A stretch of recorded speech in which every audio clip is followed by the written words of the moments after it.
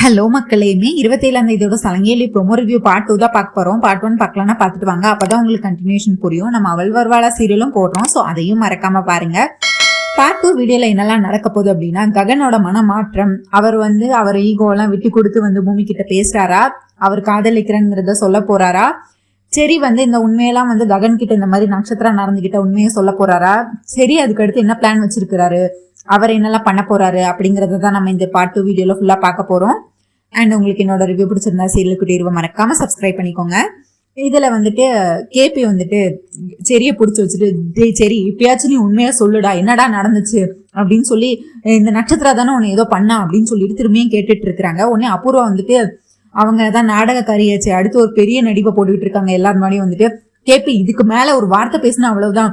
பாத்தீங்களா மாமா, இந்த கேபிக்கு எப்பவுமே குறை சொல்றதுதான் விஷயமே. எப்ப பார்த்தாலும் முதல்ல ஃபுல்லா என்ன குறை சொல்லிட்டு இருந்தான், என்ன நடந்தாலும் அதுக்கு நான் தான் காரணம், என்ன தப்பு நடந்தாலும் அதுக்கு நான் தான் காரணம், யாருக்கு என்ன பிரச்சனைனாலும் அது என்னாலதான் சொல்லி முதல்ல ஃபுல்லா என் மேல பழி போட்டுட்டு இருந்தான்னு சொல்லிட்டு நீலி கண்ணீர் நாடகம் ஆடுறாங்க. இப்ப பாருங்க, இப்ப என்னோட பொண்ணு, எனக்குன்னு இருக்கிறதே ஒரு பொண்ணு நட்சத்திரா, முதல்ல ஃபுல்லா என்ன சொல்லிக்கிட்டு இருந்தா, இப்ப என் பொண்ணையும் சொல்ல ஆரம்பிச்சிட்டான். பாருங்க இந்த கேபிக்கு என்னதான் பிரச்சனைன்னு தெரியல, என்னையே பொண்ணையும் எப்பயுமே பிடிக்க மாட்டேங்குது, எதுக்கு எடுத்தாலும் நாங்க தான் காரணம்னு சொல்லி எங்களை கஷ்டப்படுத்துறான், இதுக்கு நீங்க தான் ஒரு முடிவு கட்டணுமாமா அப்படின்னு சொல்லிட்டு, நட்சத்திரா இதுக்குதான் நம்ம இந்த வீட்டுல இருக்க கூடாது அப்படின்னு சொல்லிட்டு ஆக்டிங்க போட்டுட்டு அப்படி நட்சத்திர கையை பிடிச்சி ரூமுக்கு இழுத்துட்டு போறாங்க. உடனே ஆஸ் யூஸ்வல் சரச்சந்திரா இவங்களுக்கு இதெல்லாம் பார்த்துட்டு செரிக்கு ஒரு மாதிரி கஷ்டமா இருக்கு சார், உண்மையை நம்மளால சொல்ல முடியல அப்படின்னு சொல்லிட்டு அவரும் வருத்தப்படுறாரு. உடனே அதுக்கடுத்து சரச்சந்திரா கேபிக்கு வார்னிங் கொடுக்குறாரு. கேபி, உனக்கு வயசாயிருக்கே தவிர வயசுக்கு தகுந்த பக்குவமே உனக்கு கிடையாதா, எப்ப பார்த்தாலும் நீ எதுக்கு அடுத்தவங்களுக்கு குறை சொல்லிட்டு இருக்க, நான் இதெல்லாம் நான் எதுக்கு பொறுத்துக்கிட்டு இருக்கேன்னா, என்னோட தங்கச்சி மீராவோட வாழ்க்கைக்காக தான் மட்டும்தான் நான் பொறுத்துட்டு இருக்கேன், அதுக்காக தான் நீ என்ன சொன்னாலும் சரி சரின்னு போயிட்டு இருக்கேன், அதுக்காக நீ ஓவர் அட்வான்டேஜ் எடுத்துக்காத, சரி இதுக்கு மேலேயும் நீ இந்த மாதிரி ஏதாவது குறை சொல்லிட்டு இருந்த அவ்வளவுதான், என்ன நடக்கும்னு எனக்கே தெரியாது, இப்பவும் என் தங்கச்சி முகத்துக்காக தான் உன்னை நான் ஐயோ பாவம்னு விட்டுட்டு போறேன் அப்படின்னு சொல்லி இவரும் வார்னிங் கொடுத்துட்டு போறாரு. இதுதான் உனக்கு கடைசி வார்னிங் கேபி, இதுக்கு மேல நீ ஏதாவது பண்ண அப்புறம் நான் என்ன செய்வேன்னு எனக்கே தெரியாது அப்படின்னு சொல்லிட்டு சரச்சந்திராவும் கோபப்பட்டு போயிடுறாங்க. உடனே இவங்களும் மருதானியிலையும் போயிடுறாங்க. இப்ப இவங்க மீரா அப்புறம் சரி இவங்க தான் இருக்கிறாங்க, கேபி தான் இருக்கிறாங்க. கேபி எதுக்குடா நீ உண்மையை மறைச்ச, உண்மையா சொல்லிருக்கலாமேடா அப்படின்னு சொல்லிட்டு கேபி செரியை பத்தி கேட்கிறாரு. உடனே மீரா இப்போ என்ன வேணா நடந்திருக்கட்டுமே, நீங்க வேற அந்த பிரச்சனையை எதுக்கு இழுத்துட்டு இருக்கிறீங்க, அவனை விடுங்க, அவனுக்கு என்ன ஆச்சோ ஏதாச்சோ, அவன் சாப்பிட்டானோ இல்லையோ, எப்போ சாப்பிட்டானோ என்னாச்சோ, டே சரி நீ முதல்ல வா, நீ முதல்ல சாப்பிடு, நீ எப்படி இருக்க அப்படின்னு சொல்லிட்டு இவங்க இவங்களை கன்வின்ஸ் பண்ணி இவங்களை கூட்டிட்டு போறாங்க. மீரா சரியா கன்வின்ஸ் பண்ணி கூட்டிட்டு போறாங்க. இங்க பார்த்தா ககன் நைட்டு நல்லா தூங்கிட்டு இருக்கிறாரு, பூமியும் நல்லாவே தூங்கிட்டு இருக்கிறாங்க. ககனுக்கு ஒரு முழிப்பு தட்டுது. என்னதுன்னா, அந்த எஸ்ஐ சூர்யா அவங்களை எப்படி போட்டு அடின்னு அடிச்சாரு, அதுக்கடுத்து அவங்க சிவா பூர்ணி கல்யாணத்தை நான் தான் முன்னாடி நின்று நடத்தணும், அதுக்கு நான் தான் முடிவு எடுக்கணும்னு சொல்லி சாப்பிடும்போது அவங்க பேசினது, அதுக்கடுத்து பூமியை பத்தி தப்பா பேசினது, அதெல்லாம் ககன் மைண்ட்ல அப்படி போகுது. அவரால் தூங்க முடியல. ககனுக்கு அந்த எஸ்ஐ சூர்யா துப்பாக்கியை தூக்கி அவரோட நெத்தியில வச்சு சுட வந்தது, அது இப்ப அவர் என்ன நினைக்கிறாரு, இப்ப கனவுலதான் இருக்கிறாரு. இப்ப உண்மையாவே அந்த சூர்யா இவரை துப்பாக்கியால சுட வர மாதிரி ஒரு பயங்கரமான கனவு டக்குன்னு முழிச்சுக்கிறாரு. எந்திரிச்சு பார்த்தா நடுராத்திரி, அவருக்கு தூக்கமும் வரல. இப்ப பார்த்தா ககனோட மனசாட்சி வருது. அவர் என்ன உடனே அவரோட மனசாட்சி, இப்போ ககனோட மனசாட்சி ககன் கிட்ட பேசுது. என்ன சொல்லுதுன்னா, இங்க பாரு, என்ன உனக்கு அந்த கெட்ட கனவு வந்துச்சா, சூர்யா உன்னை துப்பாக்கியால சுடுற மாதிரி, அதெல்லாம் நடக்காது, அதுக்குதான் உன்னை காப்பாத்துறதுக்கு தான் பூமி இருக்காளே, அவ உன் மேல எவ்வளவு காதல் வச்சிருக்கா, எவ்வளவு அன்பு வச்சிருக்கா, உன் மேல எவ்வளவு பிரியம் வச்சிருக்கான்னு இதுல இருந்தே உனக்கு தெரியல. ஆனா நீயும் அவ காதலையும் புரிஞ்சுக்கல, அவளையும் புரிஞ்சுக்கல. அவ எப்பவுமே உன் நல்லதுக்காக மட்டும்தான் யோசிக்கிறா. ஆனா நீ அவளை பத்தி ஒரு நாளாவது யோசிச்சிருப்பியா? நீ உனக்கும் அந்த எஸ்ஐ சூர்யாவுக்கும் பிரச்சனை வந்தது அப்படிங்கிற ஒரே காரணத்துக்காக, அந்த எஸ்ஐ சூர்யா உன்னை ஏதோ பண்ணிருவானோங்கிறதுக்காக, உன முன்கூட்டியே ஏதாவது பிரச்சனை வராம தடுக்கணுங்கிறதுக்காக உனக்காக டிடெக்டிவ்லாம் செட் பண்ணி இருக்கிறா. அவ எங்க, அவளை நீ ஒரு ஆளா கூட மதிக்காத நீ எங்க அப்படின்னு சொல்லிட்டு கம்பேர் பண்ணி அவங்களோட மனசாட்சி ஒண்ணு ஒண்ணா பேசுது. அதாவது பூமி எவ்வளவு நல்ல பொண்ணு, அவளோட காதலை உன்னால புரிஞ்சுக்க முடியல, பூமி கிடைச்சதுக்கு நீ தான் கொடுத்து வச்சிருக்கணும், ஆனா நீ அவளை எவ்வளவு கேவலமா நடத்தின இந்த வீட்டுல. அதுவும் இல்லாம அந்த எஸ்ஐ சூர்யா உன்னை துப்பாக்கியால சுட வந்தான்ல, அவன் மட்டும் அன்னைக்கு சுட்டிருந்தா நீ நேரத்துக்கு உயிரோட இருந்திருப்பியா? இப்போ அந்த நேரத்துல கரெக்டா போன் கால் வரலன்னா இப்பவும் உனக்கு நான் சொல்றேன், உனக்கு இந்த உயிர் பிச்சை கொடுத்தது வந்து பூமி தான். பூமி மட்டும் அன்னைக்கு கரெக்டான நேரத்துல போய் டிஐஜிய பார்க்காம இருந்திருந்தா அவன் அந்த எஸ்ஐ சூர்யா எப்பவோ உன்னை துப்பாக்கியால சுட்டிருப்பான். இப்ப நீ எப்பவோ நீ இறந்து போயிருப்ப. இப்ப நீ நிம்மதியா இப்ப வீட்டுல தூங்கிட்டு இருக்க மாட்ட, உன் சடலம் தான் இங்க இருக்கும் அப்படின்னு சொல்லி அந்த மனசாட்சி வந்து ககனை இன்னுமே ரொம்ப குற்ற உணர்ச்சிக்கு ஆளாக்குது. அந்த எஸ்ஐ சூர்யா உன்கிட்ட பிரச்சனை பண்ணா அப்படிங்கிற ஒரே காரணத்துக்காக அந்த எஸ்ஐ சூர்யா வேலையவே புடுங்கிட்டா நம்ம பூமி. ஆனா நீ அவளை ஒரு ஆளா கூட மதிச்சிருக்கியா இந்த வீட்டுல? அவ மேல சந்தேகப்பட்ட, அவ என்ன செஞ்சாலும் நாடகக்காரின்னு அவளுக்கு ஒரு பேரை வச்ச அப்படின்னு சொல்லி அவங்களோட மனசாட்சி வந்து ககனோட மனசாட்சி வந்து பூமி தான் ரொம்ப உயர்வு, நீலாம் அவகிட்ட ஒண்ணுமே இல்லை அப்படின்னு சொல்லி ரொம்ப அசிங்கப்படுத்துது. இந்த ககனுக்கு வந்து ரொம்ப கில்ட்டி ஃபீலிங் இன்னுமே நிறைய கொடுக்குது. அதாவது இப்ப கூட நீ மாறலன்னா நீலாம் மனுஷனே கிடையாது, பூமியோட காதல் ரொம்பவே பெருசானது, ஆனா நீ அதை புரிஞ்சுக்கிட்டா உன் வாழ்க்கை உனக்கு தான் சொர்க்கமானது, ஆனா நீ அதை புரிஞ்சுக்கலன்னா உன்னை விட இந்த வாழ்க்கையில துரதிருஷ்டவாளி யாருமே இருக்க முடியாது அப்படின்னு சொல்லி இவரோட மனசாட்சி வந்து இந்த மாதிரி பேசிக்கிட்டே இருக்கு. இப்பவும் ஒன்னும் கெட்டு போல, நீ பூமிய மனசார அவகிட்ட மன்னிப்பு கேட்டு அவ கூட சந்தோஷமா வாழ வழியப்பாரு அப்படின்னு சொல்லிட்டு டொயங்கன்னா அந்த மனசாட்சி வந்து போயிருது. உடனே இவர் வந்து கண்ணாடி முன்னாடி போய் உட்கார்றாரு. நம்ம ககன் வந்து உட்கார்றாரு. உட்காந்து யோசிச்சு பாக்குறாரு இதுக்கு முன்னாடி நடந்ததெல்லாம். அதே மாதிரிதான் பழைய கதையை தான். அவர் ஊஞ்சல் ஆடும் போது இவங்க ஊஞ்சல் ஆடி விட்டது, அதாவது இவருக்காக ஒரு விஷயமும் பார்த்து பண்ணது, இவங்களை கல்யாணம் பண்ணிக்கிறேன்னு சொன்னது, இவருக்காக குண்டடி வாங்கினது, இப்போ இவரை வந்து அவர் வழியால துடிக்கும் போது அவங்கள இது பண்ணி இது கேர் டேக் பண்ணது அப்படின்னு சொல்லிட்டு ஒண்ணு நம்ம ககன் வந்து நினைச்சு பாக்குறாரு. நினைச்சு பார்த்துட்டு அழுகிறாரு. அவருக்கு அழுகையா வருது. அதுக்கடுத்து வந்துட்டு பூமி நல்லா தூங்கிட்டு இருக்கிறாங்க. உடனே இப்ப என்ன பண்றாரு ககன், பூமியோட காலை போய் காலிலே விழுந்து மன்னிப்பு கேட்கிறாரு. அதாவது அவங்க தூங்கிட்டு தான் இருக்காங்க, இன்னும் எழுந்திருக்கல. இவங்க வந்து இவருக்கு பூமியோட காலை பிடிச்சி மன்னிப்பு கேட்கிறாரு. நான் எவ்வளோ பெரிய பாவி, நீ மட்டும் கரெக்டான நேரத்துல அவருக்கு இது பண்ணலன்னா நான் இந்நேரத்துக்கு உயிரோடவே இருந்திருக்க மாட்டேன், நான் செஞ்சது எல்லாமே தப்புதான் பூமி, நான் மன்னிச்சிரு பூமி அப்படின்னு சொல்லி இவர் வந்து ரொம்ப மன்னிப்பு கேட்கிறாரு. அதாவது ககன் வந்து பூமி கிட்ட மன்னிப்பு கேட்கிறாரு. ஆனா அவங்க தூங்கிட்டு இருக்காங்க. இங்க என்ன நடக்குது, என்ன பேசுறாங்க எதுவுமே பூமிக்கு தெரியல. ஆனா இவர் வந்து மன்னிப்பு கேட்டு அழுகிறாரு. அவங்க பூமியோட காலை பிடிச்சி எங்க அழுதுட்டு இருக்கிறாரு. இங்க பார்த்தா காலையில விடியுது. ககன் வந்து ஆபீஸ்க்கு வராரு.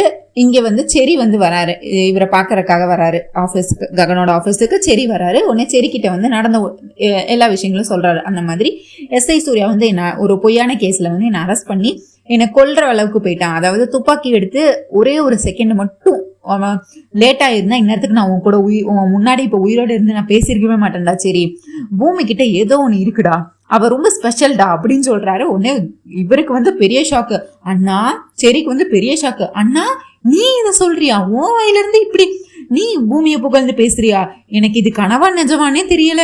இதெல்லாம் நான் பண்டிகை நாளா கொண்டாடணும். ரம்ஜான், கிறிஸ்துமஸ், தீபாவளி மாதிரி, சங்கராந்தி மாதிரி இதையும் நான் ஒரு பண்டிகை நாளா தான் கொண்டாடணும் அப்படின்னு சொல்லி இவர் வந்து கலாய்ச்சிட்டு இருக்கிறாரு ககனை. நீ உனக்குள்ள இவ்வளவு மனமாற்றமா?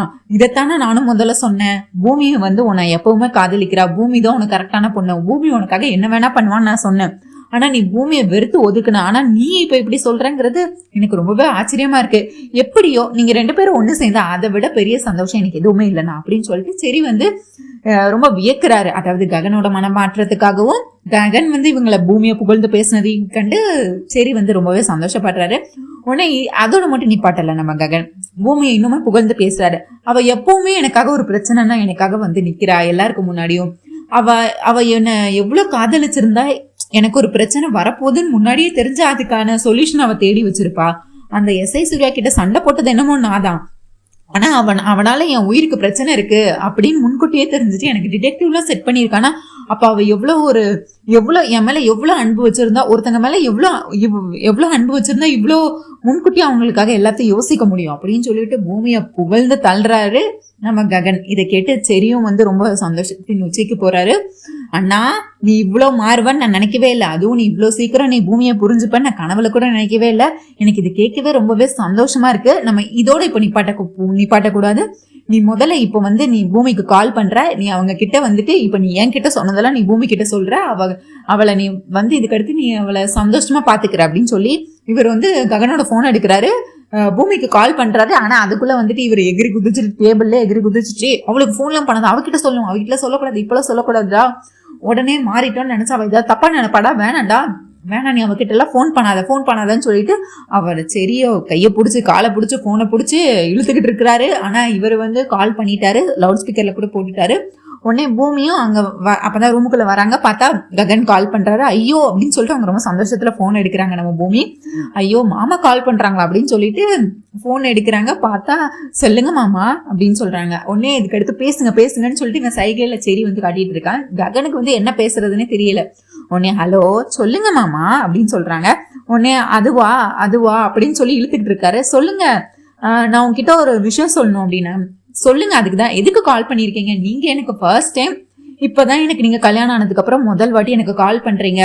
எனக்கு ரொம்ப சந்தோஷமா எனக்கு ரொம்ப ஆச்சரியமா இருக்கு. ஆனா நீங்க கால் பண்ணிருக்கீங்க மாமா. என்ன மாமா சொல்லுங்க, என்ன விஷயம் அப்படின்னு ரொம்ப ஆவலோட கேட்டுக்கிட்டு இருக்கிறாங்க.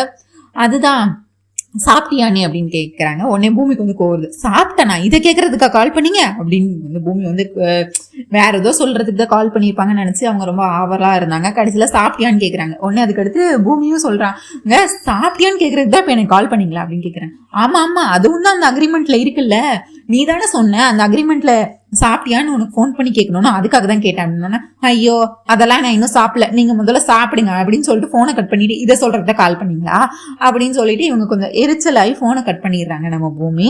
உடனே அதுக்கடுத்து என்னன்னா என்ன நடக்குதுங்க? நீ நான் அவகிட்ட ஐ லவ் யூ தானே சொல்ல சொன்னேன், நீ எதுக்கு இப்ப நீங்க சாப்பிட்டியான்னு கேட்கற, எதுக்குன்னா அப்படி சொதப்பி வைக்கிற அப்படின்னு சொல்லிட்டு நம்ம சரி வந்து இவரை பிடிச்சி திட்டிட்டு இருக்கிறாரு. டே அதெல்லாம் வந்து காலம் நேரம் எல்லாம் பார்த்து சொல்லணும்டா, எல்லாத்தையும் டக்குன்னு சொல்ல முடியாதுல, எனக்கு கொஞ்சம் கையெல்லாம் நடுங்குதுடா, எனக்கு கொஞ்சம் சிவரிங்கா இருக்கு, எனக்கு கொஞ்சம் பயமா இருக்குடா அப்படின்னு சொல்லிட்டு இருக்கிறாங்க. உடனே கட்டின பொண்டாட்டிட்டு ஐ லவ் யூ சொல்றதுக்கு எதுக்குன்னா உனக்கு கூச்சம்? டே நான் ஒன்னும் நீங்க சொல்லாத, நான் தான் சொல்றேன்னு சொல்லிட்டேன்ல, நான் நேரம் பார்த்து எப்ப சொன்னோம் அப்ப கண்டிப்பா நான் அவகிட்ட சொல்லுவேன் அப்படின்னு சொல்றாங்க.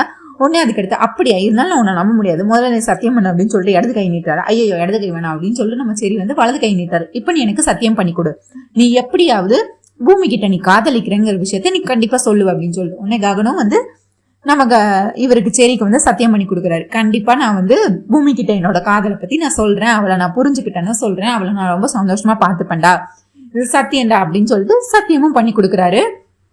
இங்க பார்த்தா அதுக்கடுத்து நம்ம பிந்து வந்து காலேஜுக்கு போறாங்க. இன்னைக்கு எக்ஸாம் அவங்களுக்கு, அவங்க காலேஜ் போறதுக்காக ரெடி ஆயிட்டு வராங்க. நம்ம வீட்டுல தான் அந்த இருக்காங்களே திருஷ்டி பொம்மையாட்டம் அபூர்வா வேற இருப்பாங்களே, அவங்க எப்படி போக விட்டுருவாங்க, அதெல்லாம் போக விட மாட்டாங்கல்ல, ஒரு பஞ்சாயத்தை பண்ணுவாங்கல்ல, அதே மாதிரி பஞ்சாயத்தை கூட்டிட்டு இருக்கிறாங்க அபூர்வா. உடனே இவங்க வந்து அத்தை இன்னைக்கு நான் இவ்வளவு நாள் நான் காலேஜ் படிச்சதுக்கு அர்த்தமே இன்னைக்கு நான் போய் எக்ஸாம் எழுதுறது தான், தயவு செஞ்சு இன்னைக்கு ஒரு நாள் மட்டும் என்ன எக்ஸாம் எழுத விடுங்க அத்தை, ப்ளீஸ் அத்தை அப்படின்னு சொல்லி கெஞ்சி கேட்டுக்கிட்டு இருக்கிறாங்க. இவங்களுக்கோ என்னடி அடுத்து அவனை பாக்குறதுக்கு புதுசாக்கு சொல்லிக்கிட்டு இருக்கியா, அதுதான் உன்னை படிப்பே நிறுத்தியாச்சு, இப்ப எதுக்கு நீ எக்ஸாம் போகணும்னு துடிச்சுக்கிட்டு இருக்க அப்படின்னு சொல்றாங்க. உடனே இவங்க சத்தியம் பண்றாங்க. ஐயோ அத்தை சத்தியமா சொல்றேன், இன்னைக்கு எனக்கு எக்ஸாம் தான், நான் பொய்யெல்லாம் சொல்லல, நான் இந்த எக்ஸாம் மட்டும் முடிச்சுட்டு வந்துடுறேன், நான் யார்கிட்டயும் பேச மாட்டேன், எதுவுமே பண்ண மாட்டேன் அப்படின்னு சொல்லி அவங்க சத்தியம் பண்றாங்க. உடனே அதுக்கடுத்து என்னடி, உடனே அதுக்கடுத்து சரி போ அப்படின்னு சொல்றாங்க. இவங்க சந்தோஷமா போறாங்க. உடனே நின்று மூஞ்சில என்ன உனக்கு அவ்வளவு சந்தோஷம் வேண்டி இருக்கு கேக்குறேன், உனக்கு என்ன அவ்வளவு சந்தோஷமா இருக்க, நீனு எக்ஸாம் தானே போற, அதுக்கு எதுக்கு உனக்கு இவ்வளவு சந்தோஷம் அப்படின்னு சொல்லிட்டு நின்னு அப்படின்னு சொல்லிட்டு, என்னடி அந்த சூர்யா கூட ஓடி போகலான்னு நினைச்சு பிளான் பண்ணிட்டு இருக்கியா அப்படின்னு நினைச்சு இவங்க பிந்துவை வந்து கொஞ்சம் அசிங்கமா பேசுறாங்க. நீ வந்து எனக்கு உன்னை பத்தியும் தெரியும், அந்த சிவா பத்தியும் தெரியும், ஆல்ரெடி அந்த குடும்பத்துக்கும் இந்த குடும்பத்துக்கும் இருக்கிற பிரச்சனை எல்லாம் போதாதா, நீ வேற காதலிச்சு அவனை கல்யாணம் பண்ணிட்டு போவ, கடைசியில நாங்க இங்க அவமானப்பட்டு நிக்கணும், அதுதானே, உன் படிப்பையே நிறுத்தியாச்சு, இதுக்கு அடுத்து நீ காலேஜ் போனா என்ன போகலாட்டி என்ன, நீ பரீட்சை எழுதுனா என்ன எழுதலாட்டி இல்ல, நீ எங்கேயும் போறது இல்ல அப்படின்னு சொல்லி இவங்க திரும்பி மிரட்டிட்டு இருக்கிறாங்க. அதோட மட்டும் இல்லாம மருதனையில இப்பெல்லாம் இந்த வீட்டுல இருக்க யாருக்குமே என்னை கண்ட பயமே இல்ல, எல்லாருக்கும் குளிர் விட்டு போச்சுல்ல அப்படின்னு சொல்லிட்டு இருக்காங்க. ஏதாச்சும் பண்ணணுமே, நம்ம வந்து பவர்ல இல்லைன்னு நினைச்சிட்டு இருக்காங்களா எல்லாரும், எனக்கு இப்ப எல்லாம் யாருமே பயப்படுறதே இல்ல, எல்லாரும் அவங்க நினைச்சதை நடத்துறாங்க, என்னையே கேள்வி கேட்கறாங்க, எம்எல்ஏ பழி போடுறாங்க. இவ பாரு என்னமோ இன்னைக்கு இன்ஃபர்மேஷன் மாதிரி கொடுத்துட்டு நான் எக்ஸாம் எழுத போறேன்னு சொல்லிட்டு போறா, ஒரு பயம் இல்ல, நான் பண்ணக்கூடாதுன்னு சொன்ன ஒரு விஷயத்தையும் பண்றேன்னு சொல்லிக்கிட்டு இருக்கா, இங்க என்ன நடக்குது அப்படின்னு சொல்லிட்டு இவங்க மருதாணி கிட்ட இவளுக்கு என்ன தண்டனை கொடுக்கலாம் சித்தி சொல்லுங்க அப்படின்னு கேட்டுட்டு இருக்கிறாங்க. ஐயோ அம்மா நான் என்னமா சொல்றது, நீ தானமா இந்த வீட்டோட தலைவி, உனக்கு புத்தி சொல்ற அளவுக்கு நான் என்ன பெரியாலாமா அப்படின்னு சொல்லி மருதாணியில வந்து அவங்களுக்கு சிங்சாங் போட்டுக்கிட்டு இருக்கிறாங்க வழக்கம் போல அபூர்வாக்கு. நீ என்ன முடிவு எடுத்தாலும் சந்தோஷம்தாமா, உனக்கு அறிவுரை சொல்ற அளவுக்குலாம் நான் பெரியவளா, சொல்லு நீ என்ன முடிவு எடுக்கிறியோ நான் அதை செய்யறேம்மா அப்படின்னு சொல்றாங்க. அதுவும் கரெக்ட் தான் அப்படின்னு சொல்லிட்டு சரி நேரா இப்போ ரூமுக்கு போங்க, கிச்சனுக்கு போங்க, நல்ல சட்டாப்பைய காய வச்சு எடுத்துட்டு வாங்க, இவ கையில சூடு போடுவோம், இவ அதுக்கடுத்து எப்படி எக்ஸாம் எழுத போறான்னு நம்ம பாப்போம். இவளுக்கு என்ன அவ்வளவு தைரியம் ஆயிடுச்சா, படிப்பே நிறுத்தியாச்சா, கல்யாணம் பண்ணணும்னு சொல்லிக்கிட்டு இருக்கேன், இவ அந்த சிவாவை பாக்குறதுக்காண்டி திருட்டுத்தனமா எக்ஸாம் இருக்குன்னு போய் சொல்லிட்டு போவா, நான் பாத்துட்டு இருக்கணுமா அப்படின்னு சொல்லிட்டு நீங்க முதல்ல போய் சட்டாப்பைய காய வச்சு எடுத்துட்டு வாங்க அப்படின்னு சொல்றாங்க. உடனே இவங்களை பிந்துவை ஓட விடாம பிடிக்கிறதுக்காக அபூர்வா வந்து பிந்து கையை பிடிச்சி வச்சிருக்கிறாங்க. இங்க வந்து மருதானியில சந்தோஷத்துல, வாவ் அபூர்வா, நான் இந்த மாதிரி விஷயத்தெல்லாம் பார்த்து எவ்வளவு நாளாச்சு, இதுதான் அபூர்வா கெத்தா, நான் இப்பவே உடனே போய் எடுத்துட்டு வரேன்னு சொல்லிட்டு குடுகுடுன்னு சந்தோஷத்துல அப்படியே ஓடி சிரிச்சுக்கிட்டே ஓடி வந்து சட்டாப்பைய எடுத்து அடுப்புல காய வைக்கிறாங்க. நல்ல ரெட் கலர்ல ஆகுது. அதாவது அந்த இரும்பு சட்டாப்பியை எடுத்து அப்படி ரெட் கலர்ல வர வரைக்கும் காய வைக்கிறாங்க. காய வச்சு சூடு போடுறதுக்காக எடுத்துட்டு வந்துட்டு அதை வந்து காய வச்சு எடுத்துட்டு வராங்க. உடனே எங்க அத்தை இவங்க வந்து பிந்து வந்து அந்த அபூர்வா கிட்ட கெஞ்சிக்கிட்டு இருக்காங்க. அத்தை தயவு செஞ்சு நீ விட்டுருங்க, நான் எக்ஸாம் எழுதணும், இதுக்கு அடுத்து என் லைஃபே போயிரும், நான் படிக்கச்சது எல்லாம் இது வரைக்கும் நான் காலேஜ் போனது எல்லாமே வீணா போயிரும், இந்த ஒரு வாட்டி எக்ஸாம் எழுத விடுங்க, நான் யாரையும் பார்க்கல, யாருக்கிட்டையும் பேசல, தயவு செஞ்சு நாங்க சொல்றத நம்புங்கன்னு சொல்லி கெஞ்சி கதறிக்கிட்டு இருக்கிறாங்க. நீ சொல்றத நான் ஏண்டி கேட்கணும் அப்படின்னு சொல்லி அந்த சட்டாப்பையை காய வச்சு அவங்களே எடுத்துட்டு வந்துட்டாங்க. மருதானியில உனக்கு கைய குடுடி, இந்த கையில இருந்தா தானே நீ பேனாவை பிடிச்சா தானே எக்ஸாம் எழுதுவ அப்படின்னு சொல்லி இந்த கையில சூடு போட்டா நீ எங்க போவ அப்படின்னு சொல்லிட்டு இவங்க சூடு போடுறதுக்காக அந்த கையை பிடிச்சி அந்த சட்டாப்பை எடுத்துட்டு கிட்ட வர கொண்டு வந்துடுறாங்க. உடனே கேபி என்ட்ரி, அதாவது தான் பொண்ணுக்கு ஒரு பிரச்சனைனா கேபி வரணும்ல, கேபி வந்து அந்த சட்டாப்பையை தட்டி விட்டுறாரு. அபூர்வா, என்ன உனக்கு எவ்வளவு தைரியம் இருந்தா என் பொண்ணுக்கு நீ சூடு வைப்ப அப்படின்னு சொல்லிட்டு என் பொண்ணை நீ என்ன கொல்ல பாக்குறியா அப்படின்னு சொல்லி அபூர்வா திட்டுறாங்க. உடனே இவங்க அபூர்வாக்கு வந்து திரும்ப கோருது, இங்க பாரு கேபி, உன் பொண்ணு என்ன செஞ்சான்னு தெரிஞ்சா நீயே அவளுக்கு சூடுதான் வைப்ப அப்படின்னு சொல்லி இவங்களும் அதுக்கு திட்டிட்டு இருக்கிறாங்க. அவ என்ன செஞ்சிருக்கட்டும், நீங்க யார் முதல்ல அவளுக்கு சூடு வைக்கிறதுக்கு அப்படின்னு சொல்லி இவங்களும் வந்து கத்திட்டு இருக்கிறாங்க. இதுக்கு அடுத்து என்னெல்லாம் நடந்துச்சுங்கிறத நம்ம நாளைக்கு வீடியோல கண்டிப்பா பார்க்கலாம். உங்களுக்கு என்னோட ரிவ்யூ பிடிச்சிருந்தா சீரியல் கிட்ட மறக்காம சப்ஸ்கிரைப் பண்ணிக்கோங்க. அண்ட் நம்ம அவள் வருவாள சீரியலும் 5:30 போடுறோம், ஸோ அதையும் மறக்காம பாருங்க. அண்ட் இந்த வீடியோ லைக் பண்ணுங்க, ஷேர் பண்ணுங்க, அந்த ஹை பட்டனையும் தட்டி விடுங்க மக்களே. நாளைக்கு வந்து ககன் வந்து அவரோட காதலை வந்து பூமி கிட்ட சொன்னாங்களா, சரி வந்து இப்போ ககன் பூமி சேர்றதுக்காக தான் வந்து நட்சத்திர கழுத்துல தாலி கட்டினாங்க. இப்போ வந்து இவங்க 2 பேரும் கல்யாணம் பண்ணி அவங்க வந்து புருஷன் பொண்டாட்டி ஆயிட்டாங்க. அதுவும் இல்லாம பழைய காதல் வந்து இவங்களுக்கு ககன் பூமிக்கு கிடைச்சாச்சு. அதனால இப்போ வந்து செரி எடுக்க போற முடிவு என்ன, செரி வந்து நட்சத்திராவை டிவோர்ஸ் பண்ணிடுவாரா, என்னென்ன நடக்க போகுதுங்கிறத நாளைக்கு வீடியோல கண்டிப்பா பார்க்கலாம். தேங்க்யூ மக்களே, நன்றி, நாளை சந்திக்கிறேன், பாய்.